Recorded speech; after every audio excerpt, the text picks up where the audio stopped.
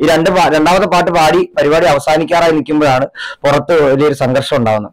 ഈ ലൈറ്റ് വീഴുന്ന കണ്ടിട്ട് ആരുടെ ദേഹത്ത് വിചാരിക്കുക ഇവരെല്ലാവരും ചെതറി അങ്ങോട്ടും ഇങ്ങോട്ടും ഓടി. പരിപാടി ചെയ്ത മക്കൾ എന്താണെന്ന് ചോദിച്ചിട്ടുണ്ട്. ഒരു സ്റ്റേജിലേക്ക് കായംകുളം സിഐയുടെ ഭാഷയാണ്. കോസ്റ്റ്യൂം മാറിക്കൊണ്ടിരുന്ന ഞാൻ ഗ്രീൻ റൂമിൽ നിന്ന് പെട്ടെന്ന് ഓടി ഫ്രണ്ടിലേക്ക് വന്നപ്പോ അവനെ അടിക്കുകയാണ്. അടി കൊണ്ടുകൊണ്ട് ഈ പയ്യൻ അവിടെ വീണ്.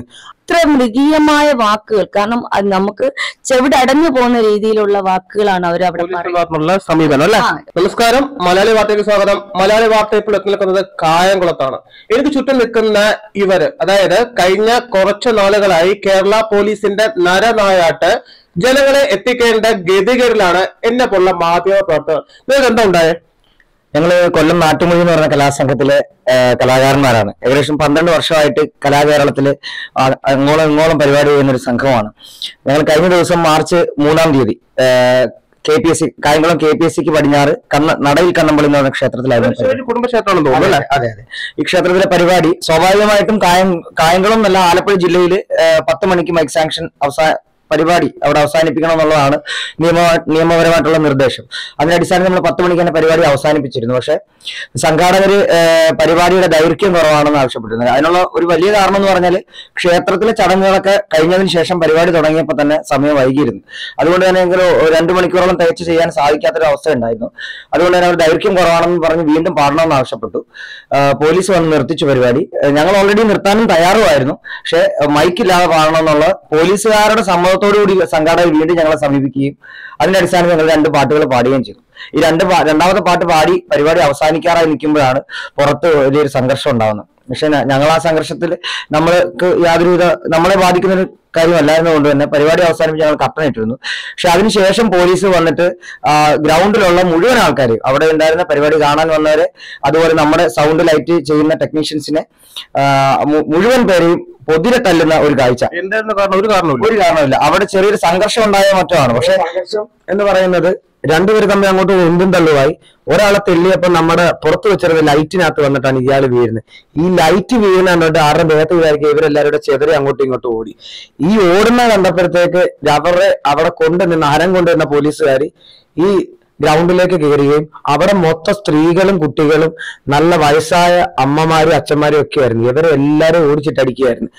ഈ അടിയെല്ലാം പുറത്തെ കഴിഞ്ഞവരെ ഓടിച്ചതിന് ശേഷമാണ് കട്ടം പൊക്കിയിട്ട് പരിപാടി ചെയ്യുന്ന മക്കൾ എന്താണെന്ന് ചോദിച്ചിട്ടുണ്ട്. ഒരു സ്റ്റേജിലേക്ക് കായംകുളം സിഐയുടെ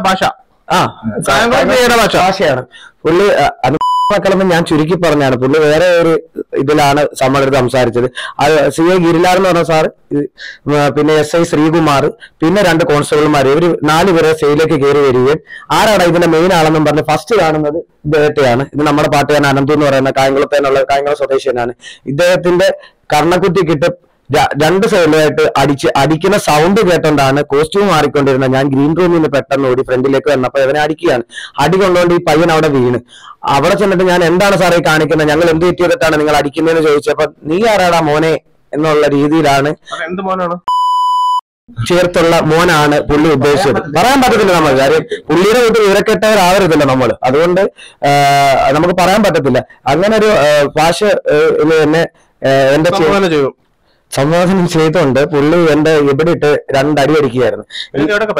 എന്റെ കൈക്കും പരിക്കുണ്ട്, എന്റെ ചെവിക്കും ലാത്തി കൊണ്ട് അടിച്ചതാണ്. എന്റെ ചെവിക്ക് അടിച്ചത് കൈകൊണ്ടാണ്. കൈകൊണ്ട് അടിച്ചെന്ന് ആദ്യം ഒരു അടി അടിച്ചപ്പോൾ ഞാൻ പറഞ്ഞു എന്തിനാണ് എന്നെ അടിക്കുന്നതെന്ന് വെച്ചപ്പോ നിനക്ക് 2 അടിയുടെ ആവശ്യമുണ്ടെന്നും പറഞ്ഞിട്ട് വീണ്ടും എന്നെ അടിക്കുകയായിരുന്നു. അടിച്ച് ഇപ്പൊ എന്റെ ചെവിക്ക് കേൾവിക്കുറവാണ്. ഈ ഒരു ചെവിക്ക് ഇതിനാര് പാടാൻ പറ്റുമോ? ഇല്ല, ഞാൻ 3 പരിപാടി ഞാൻ ചെയ്തില്ല. ഇന്നത്തെ ഒരു വേദിയിലാണ് എനിക്ക് അത്യാവശ്യം ഒരു പാട്ടെങ്കിലും എനിക്ക് പാടാൻ പറ്റിയത്. ആ രീതിയിലാണ്. ഇവരുടെയൊക്കെ വീട്ടിൽ ഇവർക്ക് മക്കളില്ലേ, ഇവർക്ക് അമ്മമാരില്ലേ, പെങ്ങന്മാരില്ലേ, ഇവര് അമ്മയുടെ ഗർഭപാത്രത്തിൽ നിന്ന് വന്നവരല്ലേ. ഇപ്പൊ CCTV ദൃശ്യങ്ങൾ പുറത്ത് കൊണ്ടുവന്നിട്ട് പോലും എന്തുകൊണ്ട് ഉന്നത ഉദ്യോഗസ്ഥർ വരെ ആ രീതിയിലുള്ള സ്ഥലമാറ്റം അങ്ങനെയൊന്നും കൊടുക്കുന്നില്ല. ഇപ്പൊ SIക്ക് സ്ഥലമാറ്റം കൊടുത്തു എന്നാണ് നമുക്ക് അറിയാൻ കഴിഞ്ഞത്.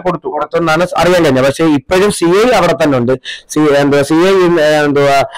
നമ്മുടെ അടുത്ത് പറഞ്ഞതെന്ന് വെച്ചാൽ നിങ്ങൾക്ക് ഇനി കായംകുളം സൈഡിൽ പ്രോഗ്രാം ചെയ്യുന്ന എനിക്കൊന്ന് കാണണം എന്നുള്ളൊരു വെല്ലുവിളിയോടുകൂടിയാണ് ഞങ്ങൾ ഹോസ്പിറ്റലിലേക്ക് വരുന്നത്. ഒരു 10:30 ആയപ്പോഴാണ് നമ്മളെ അടിച്ചതിന് ശേഷം ഇവര് ഇറങ്ങി സ്റ്റേജിൽ നിന്ന് ഇറങ്ങി ഓടാനുള്ള കാര്യം ഞങ്ങൾ എല്ലാവരുടെ പ്രതിഷേധിച്ചുകൊണ്ട് ഇവരുടെ പുറകെ ചെല്ലുമായിരുന്നു. കർട്ടൻ ഇട്ടിരുന്നതിന്റെ പേരിൽ അകത്ത് നടന്ന സംഭവങ്ങളൊന്നും പുറത്തു നിന്ന് ആരും അങ്ങനെ അധികം കണ്ടില്ല. ലൈവ് ഇട്ടിരുന്നു. അപ്പൊ ഇവര് ഓടി രക്ഷപ്പെടാൻ ശ്രമിച്ചപ്പോഴാണ് ഇവരുടെ വണ്ടി തടയുകയും ഞങ്ങൾ അവിടെ തന്നെ ഇരുന്ന് പ്രതിഷേധിക്കുകയും ലൈവ് ഇടുകയും ചെയ്യുന്നത്. ഈ ലൈവ് ഇട്ടപ്പോഴത്തേക്ക് പിന്നെ പുള്ളിക്കാരനെ ഞങ്ങൾ ചോദിക്കുന്നതിനൊന്നും മറുപടിയില്ല. പുള്ളി പെട്ടു എന്ന് ഇവർക്ക് എല്ലാവർക്കും മനസ്സിലായി. ഞങ്ങൾ ലൈവ് ഇട്ടപ്പോഴാണ് അത്രയും നേരം ഹെൽമെറ്റ് വെക്കാതെ നിന്ന് ആ പോലീസുകാരൻ ഓടിപ്പോയി വണ്ടിയിൽ നിന്ന് റെഡ് ഹെൽമെറ്റ് ഇട്ട് ഞാൻ വീഡിയോ എടുക്കുകയും ഫോട്ടോ എടുക്കുകയും ചെയ്തപ്പോഴാണ് എടുത്ത് മറ്റൊരു വണ്ടിയിൽ നിന്നാണ് എടുത്തത് ഹെൽമെറ്റ്. നിങ്ങൾക്ക് അടിയ കിട്ടിയോ? ഞങ്ങൾക്കും ദേഹം ഞങ്ങളുടെ നൊന്നിട്ടുണ്ട്. കാരണം ഞങ്ങള് ഇവരെ പിടിച്ചെണീപ്പിക്കാൻ ചെന്നപ്പോഴത്തേക്ക് ഞങ്ങളും അത്രയും നല്ല തിക്കായിരുന്നു. കാരണം സ്റ്റേജിൽ സ്പേസ് വളരെ കുറവായിരുന്നു. ഞങ്ങള് അഡ്ജസ്റ്റ് ചെയ്താണ് അന്ന് പ്രോഗ്രാം ചെയ്തത് തന്നെ. അപ്പം ഞങ്ങള് കുഞ്ഞിനെയും തസ്നിയും കൂടെ പിടിച്ചെണീപ്പിക്കാൻ ചെന്ന സമയത്താണ് അവര് ഞങ്ങളെ കേൾക്കാൻ പാടില്ലാത്ത രീതിയിലുള്ള അസഭ്യങ്ങൾ. കാരണം ഏതൊരു നിയമത്തിലും സ്ത്രീകൾക്കെതിരെ ഇങ്ങനെ ഒരു വാക്കുകൾ പറയാനുള്ള അധികാരം കലാകാരന്മാരോട് അല്ലെ, അത് കലാകാരന്മാരെന്നല്ല, പാവപ്പെട്ട ജനങ്ങളോട് സ്ത്രീകളോട് ഒരിക്കലും പറയാൻ പാടില്ലാത്ത വാക്കുകളാണ്. ഒരിക്കലും പോലീസുകാർക്കെന്നല്ല സാധാരണക്കാർക്ക് പോലും അങ്ങനെ ഒരു നിയമം ഉണ്ടോ എന്ന് നമ്മൾ ചിന്തിക്കേണ്ടിയിരിക്കുന്നു. കാരണം ഒരു കുഞ്ഞെന്ന് പോലും നോക്കാതെയാണ് അവര് ഉപദ്രവിക്കാൻ ശ്രമിച്ചത്. അവരെ പിടിച്ചെണീപ്പിക്കാൻ ചെന്നപ്പോഴാണ് നമ്മളെയും പിടിച്ചെറിയുകയും നമ്മളെ ലാത്തി വെച്ച് കുത്താനും ഒക്കെ വന്നത്. കാരണം ഈ കർട്ടൻ ഇങ്ങനെ കിടക്കുന്നുണ്ട്, അതിനകത്ത് നടന്ന ആ ഒരു നാടകം ആരും കണ്ടിട്ടില്ല എന്നുള്ളതാണ്. കാരണം അത്ര മൃഗീയമായ വാക്കുകൾ, കാരണം അത് നമുക്ക് ചെവിടടഞ്ഞു പോകുന്ന രീതിയിലുള്ള വാക്കുകളാണ് അവർ അവിടെ പറയുന്നത്. കാരണം നമുക്ക് സഹിക്കാം, പക്ഷെ ഒരു വനിതാ പോലീസ് ഉണ്ടായിരുന്നെങ്കിൽ നമ്മളത് സഹിച്ചേനെ. കാരണം വനിതാ പോലീസ് എന്ന് പറഞ്ഞാൽ അവിടെ അവരുടെ കൂട്ടത്തിലേ ഇല്ലായിരുന്നു. അവരുടെ കൂട്ടത്തിൽ അങ്ങനെ ഒരാളെങ്കിലും ഒരാള് പേരിന് ഒരാള് എങ്കിലും ഉണ്ടായിരുന്നു നമുക്ക് കുഴപ്പമില്ലായിരുന്നു. ഒരാൾ പോലും ഇല്ലതാണ്. ഞങ്ങള് 4-5 സ്ത്രീകളുണ്ട് മൊത്തത്തില്. ഇവിടുത്തെ അമ്മ ഉൾപ്പെടെ 6 പേര് ഞങ്ങളുള്ളവരാണ്. അതുപോലും നോക്കാതാണ് അത്രയും പ്രായമായ. എത്ര വർഷമായി പ്രോഗ്രാം ചെയ്യാൻ തുടങ്ങിയിട്ട്? ഞാൻ ഏകദേശം ഒരു 6 വർഷത്തോളം വന്ന് പ്രോഗ്രാം ഫീൽഡിൽ ഇറങ്ങിയിട്ട് ഇപ്പൊ 2 വർഷം കൊണ്ട് ഞാൻ ഈ സെയിം സമിതി തന്നെയാണ് വന്നുകൊണ്ടിരിക്കുന്നത്. പക്ഷെ ഇത്രയും വർഷങ്ങൾക്കിടയിൽ നമുക്ക് അനുഭവപ്പെടാത്ത ഒരു അനുഭവമാണ് ഈ മാർച്ച് 3-ാം തീയതി നമുക്കെതിരെ ഉണ്ടായത്. പക്ഷെ നമുക്ക് അത്രയും വലിയൊരു കളക്ടറേറ്റ് മാർച്ച് നടത്തിയാൽ പോലീസുകാർ ജലപീരങ്കി ഇങ്ങനെയുള്ള ലാത്തി ചാർജ് അതൊക്കെ നമ്മൾ ഈ ന്യൂസിൽ കണ്ടിട്ടുള്ളതേ ഉള്ളൂ. പക്ഷെ അതിലും ഭീകരമായിരുന്നു. നമ്മൾ തൊട്ടടുത്ത് ഇത്രയും നടന്നപ്പം നമുക്ക് ഒട്ടും ഉൾക്കൊള്ളാൻ പറ്റാത്തൊരു, പിന്നെ നമ്മളെ കലാകാരന്മാരെ വെല്ലുവിളിക്കുന്ന രീതി. ഇനി അടുത്ത നിങ്ങൾ ഈ കായംകുളം ഏരിയയിൽ പ്രോഗ്രാം ചെയ്യുന്നത് ഞങ്ങളൊന്ന് കാണട്ടെ എന്നാൽ അത്രയും ജനങ്ങൾ നിൽക്കുമ്പോഴാണ് നമ്മൾ കലാകാരന്മാർ അവരെ ഒന്നിനും ചെന്നിട്ടില്ല, കല്ലെടുത്തെറിഞ്ഞില്ല, അല്ലെ അവര് വേറെ പുറത്തുനിന്ന് അടി ഉണ്ടാക്കിയവരെ അല്ലെ ആ തല്ലി ഓടിക്കാൻ ശ്രമിച്ചപ്പോൾ നമ്മൾ അവരെ തല്ലി ഓടിക്കരുത്, അവരെ നമ്മളെ ഒന്നും ചെയ്യരുതെന്ന് പറഞ്ഞ് അവരെ ഒന്നും നമ്മൾ ചെയ്തിട്ടില്ല, അല്ലെ ഒരു വാക്കുകൊണ്ട് പോലും നമ്മളെ. പക്ഷെ നമ്മുടെ ആർട്ടിസ്റ്റുകളെ അടിച്ചപ്പോൾ അല്ലെ നമുക്ക് നേരെ വന്നപ്പോൾ നമ്മൾ അതിന് പ്രതികരിച്ചു. ഞാൻ ഉൾപ്പെടെ പ്രതികരിച്ചു. കാരണം നമുക്കത് സഹിക്കാൻ പറ്റുന്നില്ല. നാളെ വേറൊരു സമിതിയോടോ അല്ലെ കലാകാരന്മാരോടോ എന്തോ ആയിക്കോട്ടെ, വഴിയിൽ നിന്ന് ഒരു വയറ്റത്തടിച്ച് പാടുന്ന ആൾക്ക് പോലും ഇങ്ങനെ ഒരു കുഞ്ഞിന് ഇപ്പോഴും ആ ഒരു ഷോക്കിൽ റിക്കവറായിട്ടില്ല. കാരണം ഈ ഒരു ആൾക്കൂട്ടം കൂടി നിൽക്കുന്നതിന്റെ ഒരു ഭീതിയാണ് നമ്മളിപ്പോ കാണുന്നത്. കാരണം അന്നുണ്ടായ ആ കുഞ്ഞിന്റെ ഭീതി നിങ്ങൾക്ക് അവിടെ മുഖം കാണുമ്പോഴറിയാം. നമ്മുടെ ഈ ഒരു ആൾക്കൂട്ടമാണ് അവളെ ഇപ്പൊ ഈ സങ്കടപ്പെടുന്നത്. അതെ, കാരണം നമ്മൾ അതുപോലെ കൊണ്ടു നടന്നതാണ്. ഞങ്ങളുടെ എല്ലാം കുഞ്ഞാണ് അവള്. കാരണം ആ ഒരു എത്ര മണിക്കൂർ വേണേലും അവള് ഞങ്ങളുടെ കൂടെ ആക്റ്റീവായിട്ട് നിന്നോണ്ടിരുന്ന കുഞ്ഞ. കാരണം കേറിയ സ്റ്റേജിലെല്ലാം ഈ 2 വയസ്സിനകം അവള് പുരസ്കാരങ്ങളോ അവളെ അംഗീകാരങ്ങളോ മേടിക്കാത്ത സ്റ്റേജുകളില്ല. 10,000 രൂപയ്ക്ക് അടുത്ത് വരെ അവർക്ക് ക്യാഷ് കിട്ടിയിട്ടുണ്ട് ഇത്തരം വേദികളിൽ നിന്നും. അവർക്ക് പലയിടത്തു നിന്നായിട്ട് ഇപ്പൊ ട്രോഫികളും മറ്റു കാര്യങ്ങളും കമ്മിറ്റിക്കാർ വരെ കൊടുക്കണമെങ്കിൽ അത്ര ടാലന്റ് ആയിട്ട് അവള് നിൽക്കുന്നതിന്റെ പേരിലാണ്. അവൾക്കറിയാത്ത നാടൻ പാട്ടുകളില്ല. പക്ഷെ ഇപ്പൊ അവൾക്ക് വേദി കയറുന്നത് പേടിയാണ്. ഇപ്പം ഒരു വണ്ടി വന്നു കഴിഞ്ഞാൽ പറയും പോലീസ് വരുന്നു, പോലീസ് അടിക്കാൻ വരുന്നു, ഇങ്ങനെയാണ് അവിടെ വായിന്ന് വീഴുന്നത്. അത്രയ്ക്ക് കുഞ്ഞ് പേടിച്ചു. അന്ന് ഇവര് തെള്ളി ഇട്ടപ്പം ഏകദേശം ഒരു 1/2 മണിക്കൂറോളം കുഞ്ഞ് നിർത്താതെ ഛർദ്ദിച്ചു. അത്രയ്ക്ക് നീചമായിട്ട് ഇവരൊന്നും വീട്ടിൽ മക്കൾ കാണത്തില്ലായിരിക്കും. അല്ലെന്നുണ്ടെങ്കിൽ ഇവരുടെ മക്കൾക്ക് ഇത് വരണം, എന്നാലും ഇവരൊക്കെ പഠിക്കത്തുള്ളൂ. ഇല്ലെന്നുണ്ടെങ്കിൽ ഇവർ പഠിക്കത്തില്ല. ഇവരുടെ മക്കൾക്ക് ഇങ്ങനെ ഒരു ഗതികേട് വന്നു കഴിഞ്ഞാൽ മാത്രമേ ഇവരൊക്കെ പഠിക്കത്തുള്ളൂ.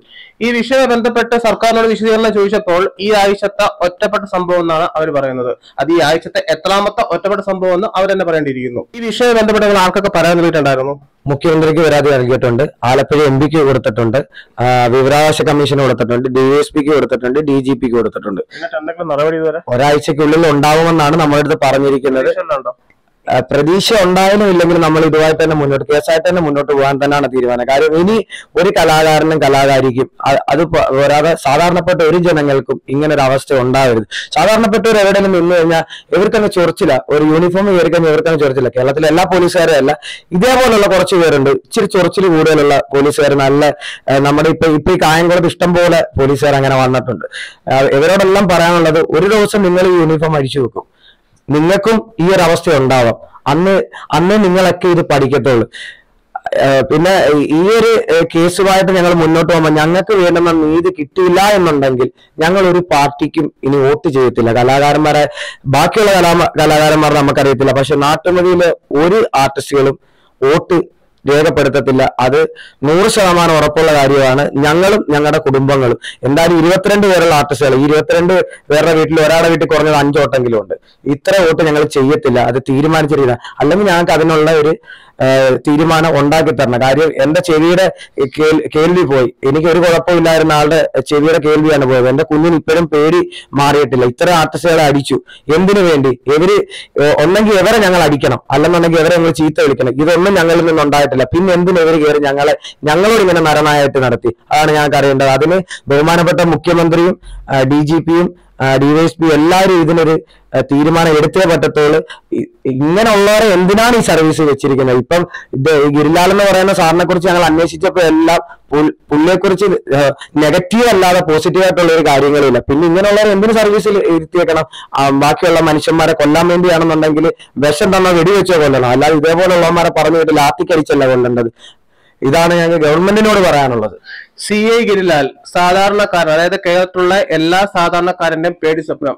ഇദ്ദേഹത്തെ കുറിച്ച് കേരളത്തിലുള്ള ഒരു കുഞ്ഞുങ്ങൾക്ക് പോലും അറിയാതിരിക്കില്ല. കാരണം ഇദ്ദേഹമാണ് ഭക്ഷ്യമന്ത്രി VR അനിലിനോട് തട്ടിക്കയറേണ്ട പേരില് വട്ടപ്പാറയിൽ നിന്ന് സ്ഥാനം മാറ്റി വഞ്ചൂരിലേക്ക് ആക്കിയത്. ഇപ്പോൾ ഗതികെട്ട് അല്ലെങ്കിൽ ഇപ്പം കാലക്കേടെന്ന് പറയാം, കായംകുളം നിവാസികൾക്ക് തലവേദനയായിട്ട് വീണ്ടും കായംകുളത്തേക്ക് വന്ന് പെട്ടിട്ടുണ്ടല്ലേ? പിന്നീട് ഞങ്ങൾക്ക് പറയാനുള്ള ഒരു കാര്യം എന്ന് വെച്ച് കഴിഞ്ഞാൽ, ഞങ്ങൾ കലാകാരന്മാരാണ്. ഞങ്ങളുടെ അന്നമെന്ന് പറയുന്ന കലയാണ്, കല കൊണ്ട് ജീവിക്കുന്നതാണ്.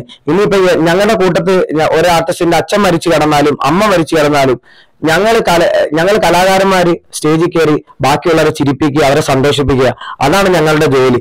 ഞങ്ങൾ ഒരു നാട്ടിൽ നിന്ന് മറ്റൊരു നാട്ടിലേക്ക് അവിടെയുള്ള ജനങ്ങളെ സന്തോഷിപ്പിക്കാനായിട്ട് വരുമ്പോൾ പോലീസുകാർ ഞങ്ങളോട് ഇങ്ങനല്ല ചെയ്യേണ്ടത്. ഞങ്ങൾ പലയിടത്തും പ്രോഗ്രാമിന് ഇപ്പൊ ഒരു സ്ഥലത്ത് ആന ഇടഞ്ഞെന്നും പറഞ്ഞ് ആനയുടെ പാപ്പാനെ തല്ലിയിട്ട് കാര്യമില്ല. അത് അവിടെ ആന സ്വാഭാവികമായിട്ട് ഇടഞ്ഞതാണ്, അല്ലാതെ അവിടെ വന്ന ആർട്ടിസ്റ്റുകളെയോ ആനപ്പാപ്പാനെ തല്ലിയിട്ട് യാതൊരു കാര്യമില്ല. അതുപോലാണ് ഞങ്ങളുടെ അവസ്ഥ. അവിടെ പുറത്തെന്തോ ഉന്തും നടന്നതിന്റെ പേരിൽ അവിടെ വന്ന 10-22 ആർട്ടിസ്റ്റുകളെ അതിക്രൂരമായി മർദ്ദിക്കേണ്ട ആവശ്യം പോലീസുകാർക്കില്ല. പോലീസുകാർക്ക് അതിനുള്ള അധികാരം ആരെങ്കിലും കൊടുത്തിട്ടുണ്ടോ എന്ന് എനിക്കറിയത്തില്ല. ഹൈക്കോടതി ഉത്തരവിൽ അതുണ്ടോ എന്ന് എനിക്കറിയത്തില്ല. പിന്നീട് പറയാനുള്ളതെന്ന് വെച്ച് കഴിഞ്ഞാൽ, ഈ വാർത്തകളൊക്കെ കണ്ടിട്ട് ഞങ്ങൾ ഒരു പാർട്ടിക്കാരും ഞങ്ങൾ കുറ്റം പറയുന്നില്ല. ഞങ്ങളെ സഹായിച്ചില്ല ഇവിടുത്തെ MLA. ഞങ്ങൾ അന്ന് വിളിച്ചിട്ട് ഇന്ന് നിമിഷം വരെ ഞങ്ങളെ വിളിക്കുകയാട്ടെ, ഇതിനെക്കുറിച്ച് അന്വേഷിക്കുകയാട്ടെ ഇവിടുത്തെ MLA ചെയ്തിട്ടില്ല. പ്രതിഭയാണ് ഇവിടുത്തെ MLA. പക്ഷെ മേഡം ഇതുവരെ വിളിക്കുകയാട്ടെ. പക്ഷെ ഇപ്പൊ മുഖ്യമന്ത്രിക്ക് കത്തയച്ചെന്നോ എന്തിനാ കത്തയച്ചെന്നോ ഞങ്ങൾക്ക് അറിയത്തില്ല. ഞങ്ങളുമായിട്ട് ഇതേവരെ ഒരു കാര്യത്തിനും ബന്ധപ്പെട്ടില്ല. പക്ഷെ ഇവിടുത്തെ അരിതാ ബാബു എന്ന് പറയുന്ന കോൺഗ്രസിന്റെ ആള് ഞങ്ങൾക്ക് ട്രീറ്റ്മെന്റ് ഹോസ്പിറ്റലിൽ പോയിട്ട് ട്രീറ്റ്മെന്റ് കിട്ടാത്തതിന്റെ പേരിൽ അവരാണ് സംസാരിച്ച് ഞങ്ങൾക്ക് വേണ്ടുന്ന ട്രീറ്റ്മെന്റും കാര്യങ്ങളും അവിടുന്ന് മേടിച്ചു തന്നെ. അത് എന്നും പറഞ്ഞ് ഞങ്ങൾ കോൺഗ്രസ് പാർട്ടിയോ അല്ലെങ്കിൽ കമ്മ്യൂണിസ്റ്റ് പാർട്ടിയോ ഒരു പാർട്ടി ഞങ്ങൾ ആശ്രയിക്കുന്നില്ല. ഞങ്ങൾക്ക് കലയാണ് ഞങ്ങളുടെ പാർട്ടി. അതുകൊണ്ട് ഈ വീഡിയോകൾ കണ്ടിട്ടുള്ള ക്രിമികളോട് പറയാനുള്ളതെന്ന് വെച്ച് കഴിഞ്ഞാൽ, നിങ്ങൾ ഒരേ പാർട്ടിയെ ആശ്രയിക്കുന്നവരായിരിക്കും, പക്ഷെ ഞങ്ങൾ അങ്ങനെ ആശ്രയിക്കുന്നതല്ല.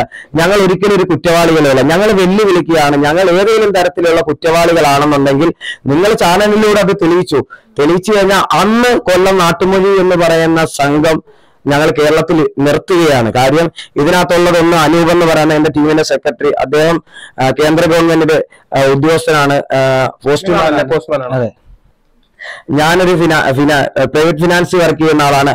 അങ്ങനെ ഒരു സ്റ്റുഡന്റ് ആണ്. എന്റെ വൈഫും വർക്ക് ചെയ്യുന്നതാണ്, ഇദ്ദേഹം വർക്ക് ചെയ്യുന്നതാണ്. ഇവര് സൊസൈറ്റി ആരും ക്രിമിനലുകളല്ല. ഈ ഫിനാൻസിലൊക്കെ വർക്ക് ചെയ്യണമെന്നുണ്ടെങ്കിൽ പോലീസ് സർട്ടിഫിക്കറ്റ് ഇല്ലാതെ നമുക്ക് അവിടെ വർക്ക് ചെയ്യാൻ പറ്റത്തില്ല. സർട്ടിഫിക്കറ്റ് വേണം. ഞങ്ങളൊരു ഗുണ്ടകളോ ക്രിമിനലുകളോ ആണെന്നുണ്ടെങ്കിൽ ഇത് പോലീസുകാർ ഞങ്ങൾക്ക് തരത്തില്ലല്ലോ. ഇവരിപ്പം മിക്കവാറുള്ള ചാനലുകളിൽ ഇത് വരുമ്പോൾ ഓരോരുത്തർ ഇടുന്നതാണ് ഞങ്ങൾ ക്രിമിനലുകളാണ്, അതുകൊണ്ടാണ് അടി മേടിച്ചത്, ഞങ്ങൾ പോലീസിനെ ആക്രമിച്ചു. പോലീസിനെ ഞങ്ങൾ ആക്രമിച്ചു എന്നുണ്ടെങ്കിൽ ഇന്ന് ഡേറ്റ് 7 കഴിഞ്ഞ് 8 ആവുന്നു. എന്തുകൊണ്ട് ഞങ്ങളെ അറസ്റ്റ് ചെയ്യുന്നില്ല? ഞങ്ങൾ അവരെ ആക്രമിച്ചു, അവരെ കയ്യിലുള്ള തെളിവുണ്ടെങ്കിൽ ഞങ്ങളെ അറസ്റ്റ് ചെയ്യണ്ടേ? അറസ്റ്റ് ചെയ്യാതെ ഞങ്ങൾ ക്രിമിനലുകളാ, ഞങ്ങൾ അവരെ ആക്രമിച്ചു എന്ന് പറഞ്ഞിട്ട് വല്ല കാര്യമുണ്ടോ? പക്ഷെ ഞങ്ങളുടെ തെളിവുണ്ട്. ഞങ്ങളെ പോലീസ് ആക്രമിച്ചതിന്റെ തെളിവുകളോ മറ്റു കാര്യങ്ങളോ എല്ലാം ഞങ്ങളുടെ ദൃശ്യങ്ങളും എല്ലാ കാര്യങ്ങളും അവർക്കെതിരെയുള്ള എല്ലാ തെളിവുകളും ഞങ്ങളുടെ കയ്യിലുണ്ട്. അതുകൊണ്ട് തന്നെയാണ് ഞങ്ങൾ 22 കലാകാരന്മാരും നെഞ്ചുറപ്പോടുകൂടി ഇത്രയും ചാനലുകളുടെ മുന്നിൽ നിന്ന് സംസാരിക്കുന്നത് ഞങ്ങളുടെ കയ്യിൽ തെളിവുള്ളതിന്റെ പേരിൽ മാത്രമാണ്. ഇദ്ദേഹത്തിന്റെ വാക്കിൽ നിന്നും മുന്നോട്ട് വരും. ഇദ്ദേഹത്തിന്റെ വാക്കിൽ നിന്ന് വ്യക്തമാണ്, യഥാർത്ഥ കലാകാരൻ എന്നും പട്ടിണിയാണ്. പൊതുജനങ്ങൾക്ക് സംരക്ഷണം നൽകേണ്ട കേരള പോലീസ് ഇവരെ സഹായിച്ചില്ലെങ്കിലും ദയവ് ചെയ്ത് ഈ പാവങ്ങളെ വൈദ്യുതി തടിക്കരുത്. മലയാളി വാർത്തയ്ക്ക് വേണ്ടി ക്യാമറമാൻ സുരാജ് മറുപട്ടിനോടൊപ്പം ന്യൂസ് റിപ്പോർട്ടർ ഷിയാപ്രസാദ്.